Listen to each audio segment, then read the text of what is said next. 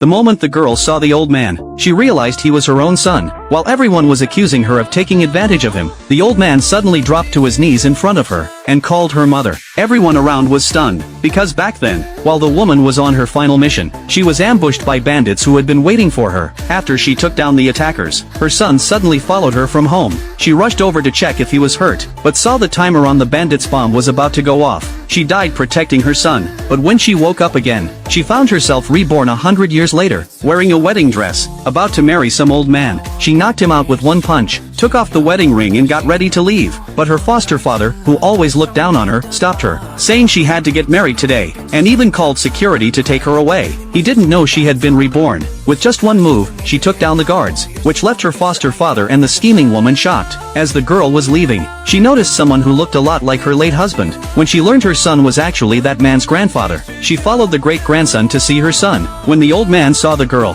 he got so emotional that his heart problem flared up again. The scheming woman immediately accused her of poisoning him, and even wanted to call the police. Luckily, the old man stopped her in time, pushed her aside, and when he saw the woman's familiar face, he dropped to his knees again. The whole family was stunned. The woman hurried to help him up, saying she hadn't taken good care of him. Then she wanted to find a quiet place to remember the past. The scheming woman tried to follow, but the old man stopped her. She was angry but couldn't do anything, thinking the old man must be sick. Then the woman explained everything to him. He was overjoyed that she had come back, but the second brother thought it was ridiculous. Still, under the old man's warning, he accepted her as their great-grandmother. Then he let her move into their home, and because the old man's health was poor, she took over running the family. She later went to the company for work. The scheming woman saw her there, and came up with a plan to stop her. She pretended to bring her a glass of water, and when a man answered a call, she intentionally spilled the water on confidential documents. When the man reacted, she blamed the woman for it, and even tried to convince the old man that she was trying to get into the company to harm the family.